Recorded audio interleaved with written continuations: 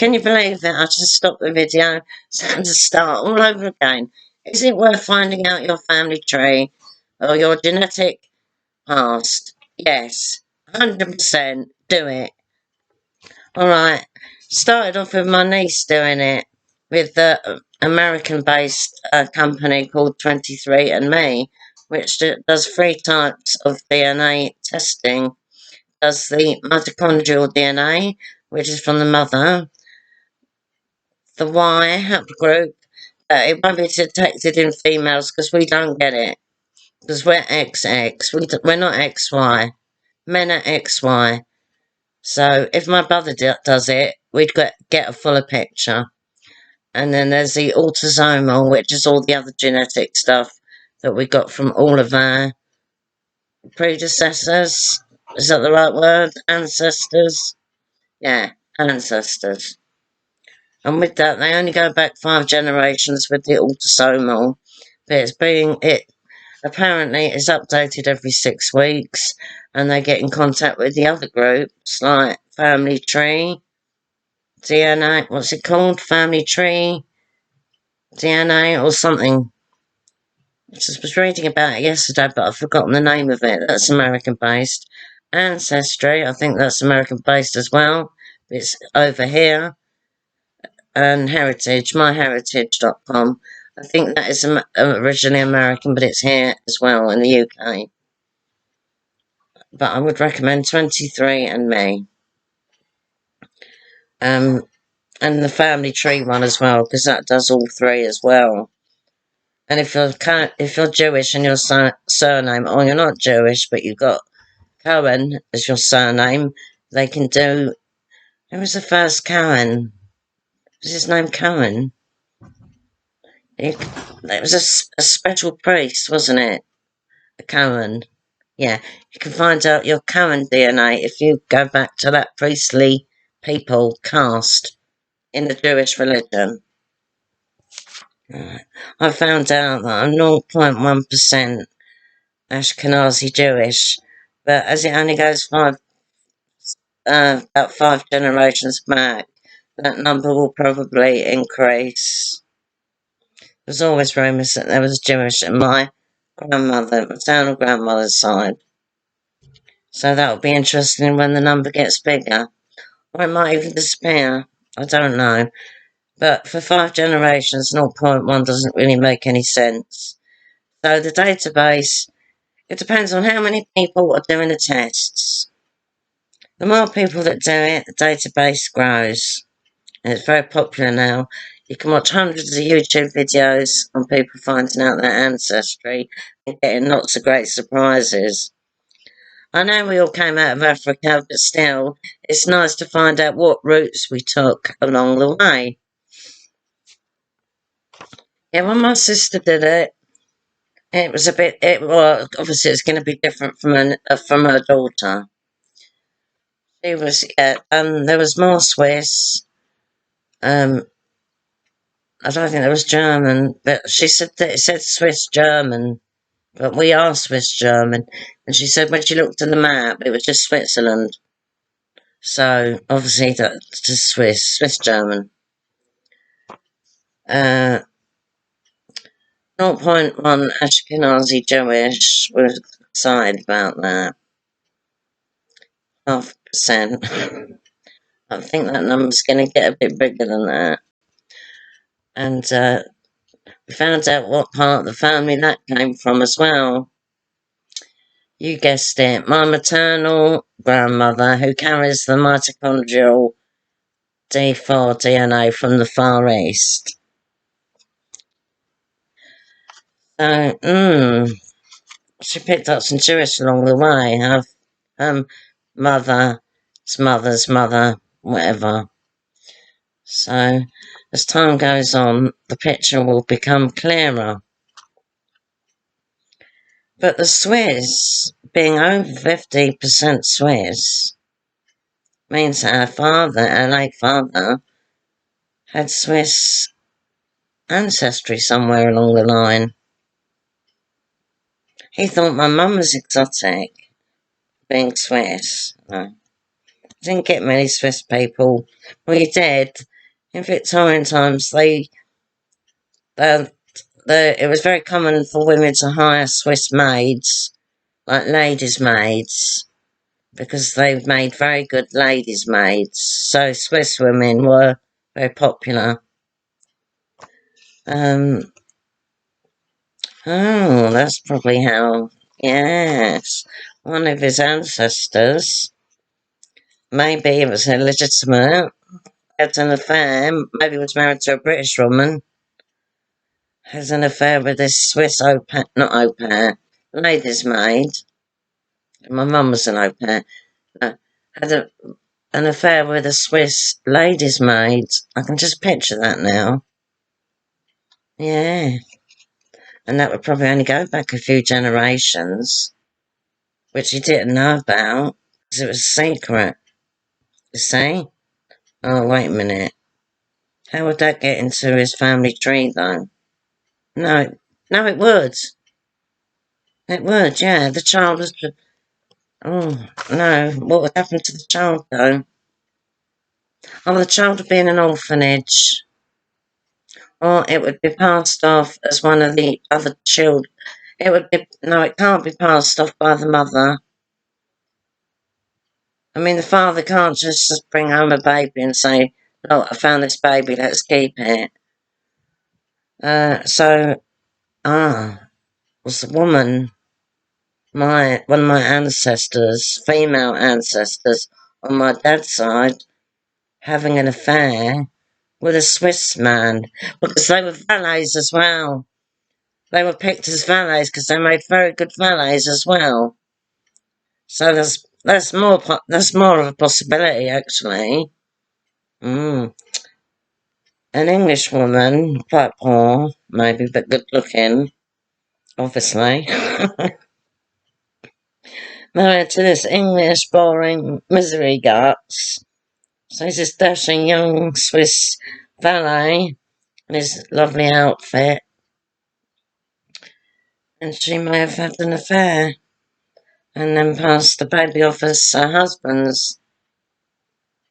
It's often done, isn't it? Even today, people do it. I'm not condemning them. I don't condemn people that have affairs. They often do it just because they're in a slump, they're feeling unattractive, unloved. You know, I'm not one to judge people who have affairs. I think the best thing is to forgive and forget, unless it happens too often, and then it's say goodbye. It just happens sometimes. Alright, yeah, I'm not one to judge. I'm not a judgmental type of person. Well, it can be with some things. Yeah, what was I saying? Yeah. But this Ashkenazi thing, Jewish, well, if it only autosomal, obviously, so either my father or my mother's side, we found out because it tells you relatives, and we knew one of the relatives. She was the grandniece of our grandmother, so we're like second cousins. We even met her, but she was a lot older than us. I think she was born in 1939. I think she's still alive. I won't say the name, but her name was there as well, with the same, obviously the same mitochondrial DNA as me and my sister, and the same zero point 0.1 Ashkenazi Jewish. So it's obvious it comes from my grandmother's, my great grandmother's side, great grandmother, great great grandmother, great great great grandmother, etc. Only 5 generations for the Ashkenazi Jewish, so it must be more than zero point 0.1. If it was really zero point 0.1, that would go back thousands of years. That doesn't make any sense. They can't test that. The one that goes back thousands of years is the mitochondrial DNA, and if you're a man, it's the Y haplogroup. They're called haplogroups. So if you're a man, you can get a fuller picture than a woman. So I say go for it. the tests, I mean, you can get like an extended one where it does all health and everything else. Or you can just do one where it just finds your ancestry, which tends to be a cheaper package. And that, in America, it varies from like $79 to $100. So I think it's good. And I think the best ones are Family Tree, DNA I think it's called, I'm not sure. And 23andMe. Yeah, go for them. They've got a big database, it's growing all the time.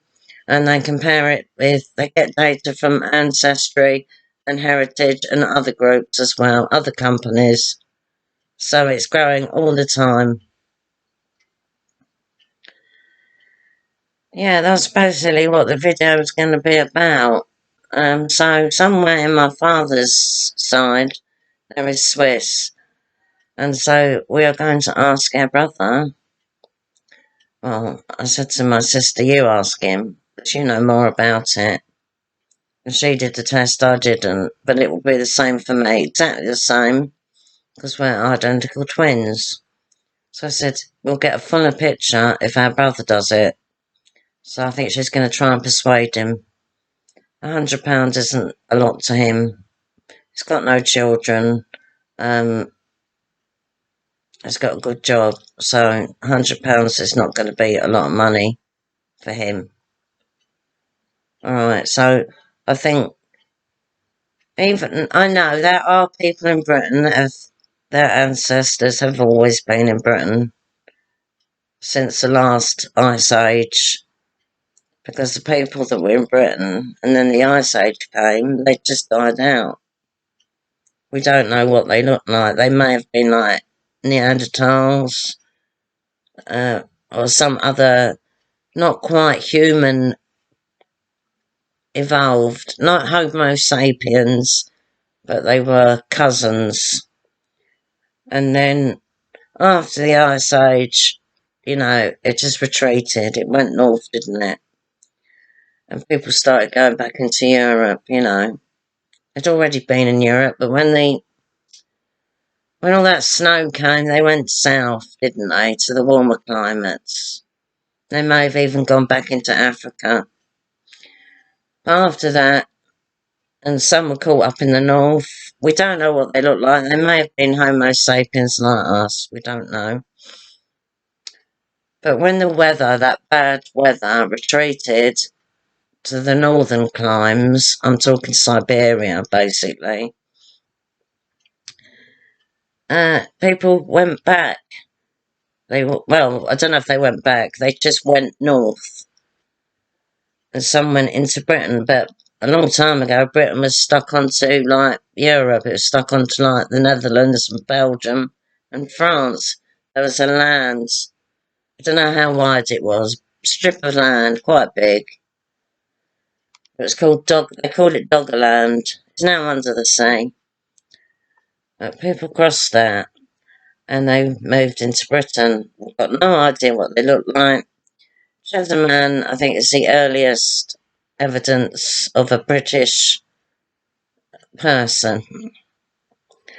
And a few years ago, they did a reconstruction of how he may have looked. Had a very cute face, actually. You couldn't really place his race to anything that's around now. Very dark skin. I don't know if he died with a smile on his face, but he had a smile. His skull, and, he ended up with a smile, basically. A smirk. He may have died with a smirk on his face. So maybe it was a good death. Maybe he was laughing at someone's bad joke and just died. You can die from laughing. Very rare, though. Must have been a very good joke. Anyway, very dark brown, chocolate skin. Very dark. Very, very, very dark. But the brightest blue eyes you've ever seen. Stunning. But his face, alright, look human. But even if you coloured it a different colour.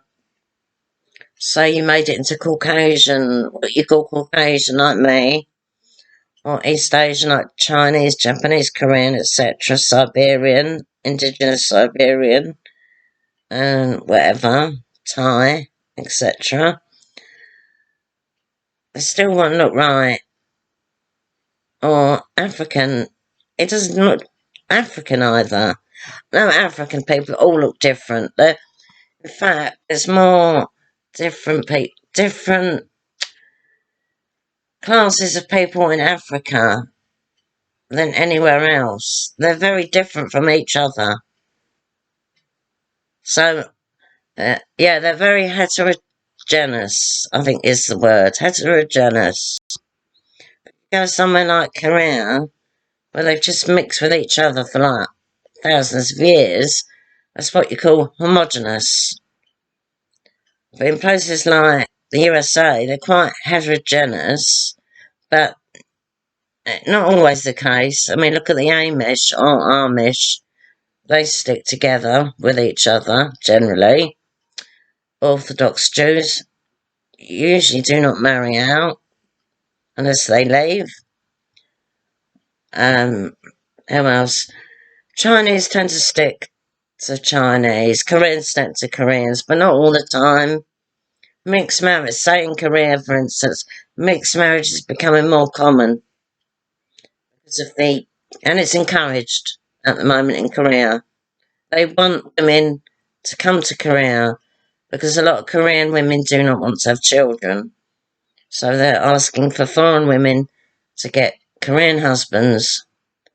And, I mean, they even have an international couple of the year. So I think they want to make the country more homogenous, or they just want more babies. Yeah, that's what they want. They want more children to support a growing elderly population, but that's like that in most westernised countries now. We've got a growing elderly population. Anyway, back to Cheddar Man. Yeah, he didn't he didn't fit into any sort of racial group, etc. He was maybe like a combination of all of us. Had a nice face, friendly. I wouldn't be frightened to see him on a bus or in shops. I just think, wonder where he comes from. I think maybe I could say someone, maybe, if I had to fit his country of origin, I would think somewhere like Sri Lanka or southern India, something like that, apart from the eye colour. Some scientists, and his hair was like black and it was quite, it had like a wet look to it, so it was sort of not curly, wavy black hair. Not very long, but they don't, honestly, he might have had hair down to his feet, we don't know. Unlikely, especially if he's chasing mammoths. It's very unlikely he's got really long hair. Yeah, so that was Cheddar Man, and they found quite a few people that were related to him in that area, in one village. I think they found about 3 people that were related to Cheddar Man. So a lot of British people have been in Britain since the beginning, and there's nothing to be ashamed of. Now, when my niece did her DNA test, or got the result, showed it to a friend, and a friend had done one as well, and the friend said, "Oh, it says here I've only got 99.9%. I've got 99.9% English ancestry." I'm sure that girl's chart will change over time. And what was the missing 1%? It's probably Neanderthal, because everyone in the northern hemisphere has got between 1 and 4% Neanderthal blood in their veins. Remember, they were our cousins. They weren't Homo Sapiens. They died out when we appeared. We got rid of them, unfortunately. I don't know. We did mix with them, but they were different. I don't know if there was like warfare between the incomers, because they were mainly the other type is Denisovans. Yeah, they're the more eastern people, but they're not talked about so much because they're only quite a recent finding. So Neanderthal and Denisovans were very similar, very similar. So I might have 1% Denisovan rather than Neanderthal. I don't know. Anyway, I think it's really fun to find out your family tree and find out amazing things. Like East Asian has now appeared on my niece's pie chart, where in the past it was absent. So that's quite recent then. That mitochondrial DNA isn't that far back. I don't think it goes back to. I think it goes back to like the 18th century. There was a lot of Swiss people that went to Siberia, and it was Russian Siberia then. I think the first Russians were like the Cossacks, and they went in the mid-17th century just for the furs, and they made outposts and that, and more Russians went into Siberia for the money and the trade, and they stayed, and they more or less took it over. And a lot of the indigenous people have become extinct, which is sad. And I was going to talk about the Orocan people tonight. I'll do it another night. But there's only about 8,000 and something in China and Inner Mongolia, which is part of China. Yeah, in what used to be called Manchuria, in northeast China. Yeah, and in actual Mongolia, as a country, an independent country from China, there's about 4,000, I think. That's the Orocan people that are a bit different from the Buryats that I talked about before, that not many people watch that video. So I'm in two minds as whether to do more about my indigenous Siberian ancestors. Maybe it's boring, I don't know. But anyway, this video was just to say it's a really good idea. If you've got the money, if you can spare the money, give it a go. I think it may be £100 a year, I don't know. You can just do a one-off test. But remember, I think that's just for a year, or it might be permanent, like forever. I don't know. It might be a one-off payment, I'm not sure. I'll have to ask my sister, actually. And you can, if you want, you can do the health one. So it might say you might be more predisposed to getting this or predisposed to getting that. And with us, we're more predisposed to get what is it? Celiac disease, which my daughter's got. I just don't, and I've said this before, I hope I don't get it. Well, all the cakes I won't be able to eat anymore. Oh no. I know they make cakes for celiacs, but they're not as nice as the normal cakes. Anyway, I hope you like this video, and what are your thoughts about finding your ancestors? Does it excite you or bore you? Alright then, I'll say goodbye. Bye.